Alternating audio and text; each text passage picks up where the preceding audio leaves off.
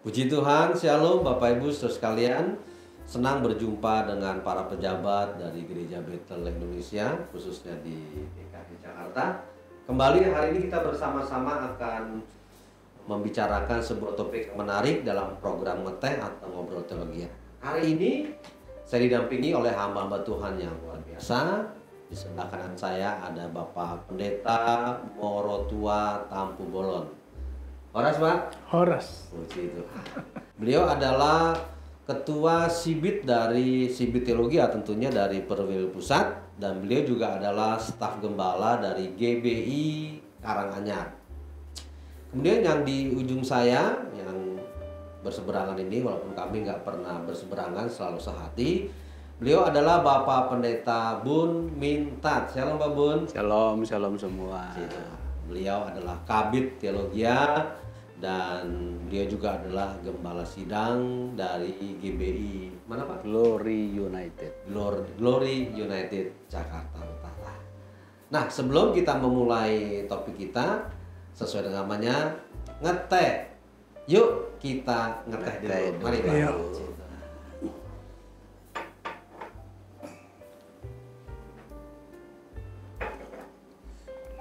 Kayaknya hangat. Diskusinya lah hangat kayaknya. Ya, memang harus hangat supaya suasana juga tetap hangat. Nah, hari ini Bapak Ibu Saudara, kita akan memasuki butir yang ketujuh dari pengakuan iman GBI mengenai penyucian hidup. Nah, ada beberapa hal yang mungkin nanti Bapak Ibu akan memahami tentang butir yang ketujuh ini. Dan tentunya nanti sahabat-sahabat saya ini akan memberikan jawaban mengenai topik kita. Baik, Bapak Ibu Saudara. Nah, pertanyaannya adalah apa sih sebetulnya perbedaan penyucian hidup dengan kesucian hidup? Tentu ada perbedaannya di sini. Nanti kita akan mendengarkan dalam obrolan kita ini penjelasan dari Bapak Pendeta Morotua Tampu Bolon. Apa sih Pak perbedaannya penyucian hidup dengan kesucian hidup? Kalau ditinjau dari bahasanya, penyucian berarti kan suatu proses dikerjakan sesuatu yang dari luar kita mengerjakan dalam hidup kita, sedangkan kesucian itu adalah hasil dari penyucian hidup, yaitu sifatnya. Jadi kalau saya mau sederhanakan, barangkali kalau penyucian hidup itu adalah karya Tuhan sendiri. Karena kita tidak mempunyai kemampuan untuk menciptakan penyucian hidup itu dalam diri kita.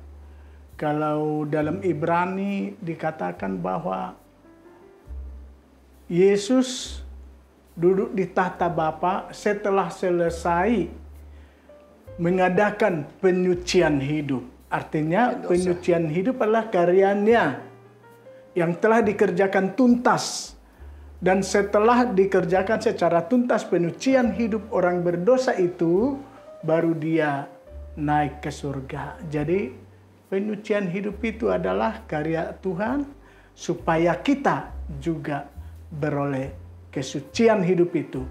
Kesucian hidup dalam pandangan Allah bukanlah sesuatu di mana kita tidak punya kesalahan, tapi kesucian itu adalah merupakan karunia Tuhan yang dikerjakan Tuhan dalam kehidupan kita. Kalau kita mengacu kepada kata kudus, suci itu berarti kita emang dikuduskan Tuhan, dikhususkan Tuhan, dimurnikan Tuhan, dan disucikan Tuhan untuk menjadi miliknya. Gitu Pak ya. Itu kalau ya pandangannya. Nah, Bapak Ibu Saudara, memang kata suci itu memang sama dengan kata kudus. Penyucian hidup itu sebenarnya awal dari kelahiran baru. Nah, sedangkan kesucian hidup itu adalah kelanjutan dari kelahiran baru. Nah, ini akan lebih perdalam nih. Gimana Pak Bun? Penyucian hidup itu kan awal dari kelahiran baru ketika dia dibaptis. Setelah itu kelanjutan dari kelahiran baru ini adalah kesucian hidup. Nah, gimana nih menurut Pak Bun? Kalau saya memandangnya dalam satu paket begini. Kalau penyucian adalah sebuah tindakan yang Allah lakukan melalui karya Tuhan Yesus membersihkan kita dari kesalahan, dari dosa lewat pengorbanannya, ya kan. Kemudian kesucian itu adalah kemudian lebih dalam lagi kalau kita baca di 1 Korintus pasal 1 ayat 30 mengatakan Allah menjadikan Yesus itu hikmat kita, kebenaran dan kesucian kita dan penebusan gitu. Nah, kata kesucian di situ. Jadi suci itu di sini artinya kita dispesialkan, dikhususkan yang dimiliki Allah. Satu sisi tidak saya bicara status, tapi kita diberi muatan isi. Yesus itu menjadi kesucian kita. Jadi kita menjadikan hidup Tuhan Yesus menjadi hidup kita, karakternya, lewat firman-Nya, lewat rohnya yang kudus itu. Gitu. Jadi sangat diperjelas oleh Pak Bun bagaimana tadi pemahaman dari penyucian hidup dan kesucian hidup kita ya dipisahkan karena Allah itu kudus, kita juga akhirnya mendapat sesuatu yang dikuduskan oleh Allah. Nah, kemudian pertanyaan berikutnya yang kedua nih. Tapi saya agak gelitik deh sebelum tanya sebelumnya ya. supaya kita lebih bincang-bincang ya. Kan kita sudah dikuduskan oleh Tuhan, dipisahkan, diberi kesucian gitu. Tapi seringkali anak Tuhan itu berpandangan, punya paham, punya konsep bahwa kalau dikuduskan kan tidak berarti kita nggak punya kesalahan gitu. Memang kesalahan itu tidak selalu dosa ya. Salah itu tidak selalu dosa. Dosa itu selalu salah. Salah itu tidak selalu dosa. Kalau salah taruh gelas kan nggak dosa. Iya. Salah jalan nggak dosa kan? Kalau dosa itu pasti salah. Kalau dosa ya. Iya kan? Oke. Gitu. Jadi makanya ada judul lain itu jatuh bangun aku ya. Iya kan jatuh bangun kan. Kesalahan itu kan. Terus Pak Bu. Jadi kalau dipahami bahwa orang Kristen itu setelah dikuduskan, setelah disucikan, tidak berarti tidak berbuat salah bisa diterima karena salah itu tidak selalu dosa kan. Nah, kalau dimaksudkan orang Kristen disucikan itu masih selalu atau wajar berbuat dosa itu sebuah hal yang harus dikoreksi gitu. Bentar, Pak. Wajar berdosa jadi maksudnya gimana? Kalau ada orang punya pemahaman bahwa kalau setelah disucikan ada sebuah yang wajar kalau dia masih berbuat dosa, itu sesuatu hal harus kita koreksi gitu. Iya. Harus kita koreksi. Nggak wajar itu nggak wajar itu, nggak wajar. Kalau salah kan memang kalau salah bisa salah jalan, bisa salah taruh gelas kan, ya kan tidak selalu dosa. Tidak selalu dosa. Kalau dosa pasti salah ya. Jadi kalau kemudian juga ada konsep pemahaman bahwa kita kan masih hidup di dunia ini, kita kan masih di dunia, maklum lah. Itu sebuah pemahaman kan harus ada dagingnya. Gitu. Iya, harus dibereskan gitu karena Alkitab tidak mengajarkan seperti itu gitu. Jadi kita kan belum sempurna. Nah, salah juga pemahaman itu. Kenapa? Tidak sempurna itu tidak berarti kita di bawah standar. Iya. Saya setuju Pak. Berarti jangan mengatasnamakan ketidaksempurnaan, kita terus hidup tidak sempurna gitu ya. Ya, hidup dalam dosa. Dosa itu sudah standar di bawah gitu. Kita standar normal itu di atas setelah ditebus dari kejahatan kita, dari murka Allah gitu. Diangkat ke posisi diberikan kebenaran. Harus hidup berdasarkan kebenaran ini gitu. Jadi ini tidak berarti bahwa kita orang harus jadi sempurna, tapi itu juga tidak berarti bahwa setelah percaya itu karena tidak sempurna lalu kita dosa itu wajar kan, salah. Iya, maksudnya tadi yang ada kalimat dari beberapa orang bahwa jangan mengatasnamakan ketidaksempurnaan, kita terus hidup tidak sempurna. Hidup dalam dosa, hidup dalam pelanggaran dosa ya. Iya, kan. Nah, ini kan juga melahirkan kadang-kadang juga sebuah, mungkin kadang-kadang atau seringkali juga ada pemahaman bahwa sekali selamat itu tetap selamat. Nah, itu kan ada sesuatu yang sangat menarik. Nah, bagaimana hubungannya dengan kesucian hidup? Gimana Pak Molotua? Dari tadi kita pembicaraan lahir ada beberapa pertanyaan, kemudian menjadi sebuah kepastian ini menurut konsep mereka, sekali selamat tetap selamat. Nah, bagaimana hubungannya dengan kesucian hidup, Pak? Dalam 1 Korintus 6 ayat 11 dikatakan bahwa kita harus memberikan diri kita disucikan. Itu memberikan berserah kepada Tuhan untuk menerima status suci itu dalam pandangan Tuhan. Itu karya Tuhan luar biasa untuk kehidupan kita. Bukan karena kita suci tanpa berdosa, tapi sebagai rasa syukur kita, respon kita atas karya Tuhan. Rasul Paulus juga mengatakan dalam 2 Korintus 7 ayat 1, marilah kita menyucikan diri. Gitu. Jadi Kalau kita disucikan oleh Tuhan, kita pun dari pihak kita meresponi apa yang telah Tuhan Yesus kerjakan. Itu kita harus berjuang menyucikan diri. Jadi seperti yang dikatakan Pak Bun tadi, jadi seakan-akan menjadi alasan buat kita untuk hidup seenaknya. Kita udah suci ini, akan terus-terus suci. Kita udah selamat, pasti selamat. Walaupun perilaku kita sama sekali tidak meresponi status suci yang diberikan Tuhan itu kepada kita. Rasul Paulus sendiri mengatakan, memang saya belum sempurna, tapi aku berjalan menuju kepada kesempurnaan itu. Artinya harus ada usaha dari kita untuk membangun karakter yang semakin suci ke depan. Nggak boleh kita mengatasnamakan kita manusia tidak sempurna, kita manusia banyak kelemahan. Wajar saja kalau kita salah. Wajar saja kalau kita berdosa. Itu nggak boleh dijadikan menjadi alasan gitu loh Pak. Dan itu memang sering menjadi sebuah bukan alasannya, menjadi sebuah cara berpikir ya nggak apa-apalah, dosa putih gitu ya. Dan akhirnya mengatasnamakan ketidaksempurnaan terus berbuat tidak sempurna, padahal kita menuju kepada kesempurnaan. Nah ini berarti kalau tadi pertanyaannya sekali selamat tidak selamat, berarti kan nggak selalu bahwa orang selamat itu akan terus selamat. Nah ini menariknya begini nih, mungkin dengan Pak Abun ya, berarti bahwa ada faktor perbuatan dong ya. Ini misalnya ada orang, berarti ada faktor kan keselamatan itu anugerah Tuhan. Berarti kalau kita harus menjaga keselamatan itu dengan takut dan gentar, itu kan ada ayatnya tuh ya Paulus melihatnya. Berarti ada proses juga faktor amal atau perbuatan yang menunjang untuk kita terus selamat. Nah ini gimana Pak Bun? Yang jelas yang pertama, kalau namanya selamat ya tetap selamat kecuali diganti nama. Oh itu beda Pak Bun, beda. Iya kan? Kecuali nama belakang saya dia ada suruh ganti nama, ya kan? Biasanya kalau nama selamat dia mati, tapi namanya selamat juga. Berarti sekali selamat tetap selamat. Pertama namanya selamat, setelah dia mati selamat Pak. Keselamatan. Kembali ke pokok pertanyaan tadi. Iya. Ada faktor perbuatan atau usaha yang membuat kita bisa selamat dong. Itu konsep yang salah sekali, sebab Alkitab sudah mengunci bahwa tidak ada perbuatan manusia berbuat baik apapun untuk membuat dia kudus dan berkenan kepada Allah. Sudah ditutup pintunya. Yang kedua, perbuatan di sini adalah perbuatan iman. Iman itu perbuatan sebenarnya. Iman itu tindakan. Nah, perbuatan itu sebenarnya tindakan. Dicatat kan? Berarti iman sebuah perbuatan. Perbuatan itu tindakan, gitu. Jangan dipikir iman itu bukan tindakan. Iman itu sebuah respon kepada firman Allah. Iya. Itu tindakan, keputusan kan, itu perbuatan sebenarnya.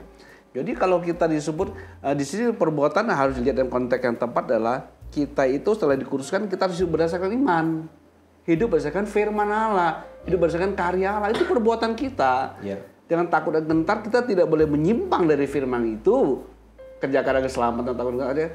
Hasil karena perbuatanmu, tampilkanlah keselamatan yang kamu sudah diselamatkan, sudah hidup dalam kekudusan sudah diberikan. Pakailah kekudusan itu. Itu bisa dipakai dengan tetap hidup oleh firman kebenaran. Dari konsep pemahaman, dari isi hati. Sehingga pikiran penuh firman, hati penuh firman, tindakan kita akan menghasilkan perbuatan firman sesuai dengan kebenaran itu gitu. Ya, jadi kalau saya bisa menarik satu kesimpulan, ada bagian Allah tapi ada juga bagian manusia dalam proses Islam. Gimana Pak menurut Anda? Iya. Gimana? Iya betul. Jadi kan di sini ada bagian dari Allah kan, tapi ada bagian dari kita. Iman itu suatu tindakan juga sebetulnya. Jadi gimana? Kita udah selamat, itu udah pasti. Ya, tapi Rasul Paulus mengatakan kerjakanlah keselamatanmu itu dengan takut dan gentar. Jadi kita nggak boleh jadi seenaknya hidup. Karena firman Tuhan juga berkatakan dalam Wahyu 22:11, yang kudus biarlah ia harus menguduskan dirinya. Yang kudus, Tuhan membuat kita menjadi kudus. Tapi dari pihak kita harus juga menguduskan dirinya. Memperjuangkan hidup supaya semakin kudus. Karena tanpa kekudusan tidak ada orang yang mengenal Tuhan. Karena Allah itu kudus. Iya, jadi itu sekali selamat tetap selamat. Ada betulnya. Tapi ingat, Alkitab kita kan banyak. Yang setia sampai akhir lah yang diselamatkan. Ayatnya maksudnya Pak, Iya. bukan Alkitabnya kan? Iya. Ayatnya. Jadi tadi Ayat Alkitabnya, firman Pak. Tuhan ya. Iya Pak, saya pikir ini Alkitabnya. Nah, saya agak ini juga gitu, ayatnya Pak. Ayat firman Tuhan Pasalnya. itu. Iya.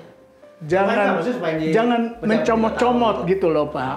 Itu Jadi, namanya ilmu cocokologi Pak. Ada betulnya sekali diselamatkan tetap selamat. Tuh dari pihak Tuhan. Tapi ingat, yang setia sampai akhirlah yang selamat. Dan juga harus kita kerjakan keselamatan itu. Dan juga perlu juga kita tahu keselamatan itu bukan hanya sorga. Di bumi ini juga kita selamat.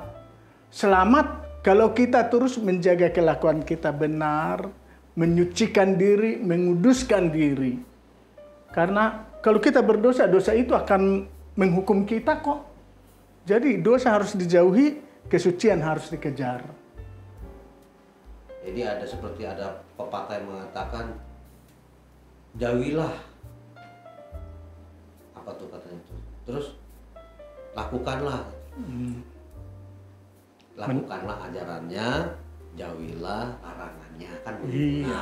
Nah, tapi begini, mungkin supaya lebih kita jelas gitu ya mengenai tadi bagaimana bagian Allah, mana bagian dari manusia, kita lebih jelas paham secara terperinci. Mungkin gimana Pak Burkira? Ya, jelas bagian kita itu adalah bukan kita yang berjuang, bukan kita yang Kita bukan berusaha menjauhi dosa, bukan. Kenakanlah firman Allah itu, karena firman itu akan membawa kita, karena tingkah laku kita kan ditentukan oleh sikap hati kita, pikiran kita, hati nurani kita. Kalau dipenuhi dengan firman pasti menghasilkan hidup sesuai dengan firman itu.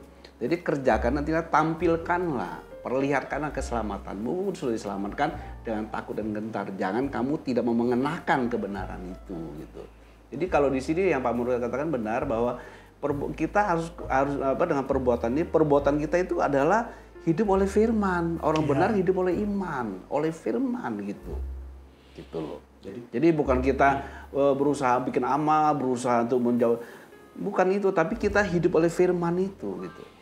Jadi firman itu. Ini menjadi satu kesimpulan bahwa hiduplah oleh firman, sehingga firman itu kan memampukan kita melakukan hal-hal yang sesuai dengan karakter Allah. Iya, jadi tapi Om Petrus, ada orang berusaha pikir hidup sesuai dengan firman Tuhan. Itu konsep yang kurang tepat juga.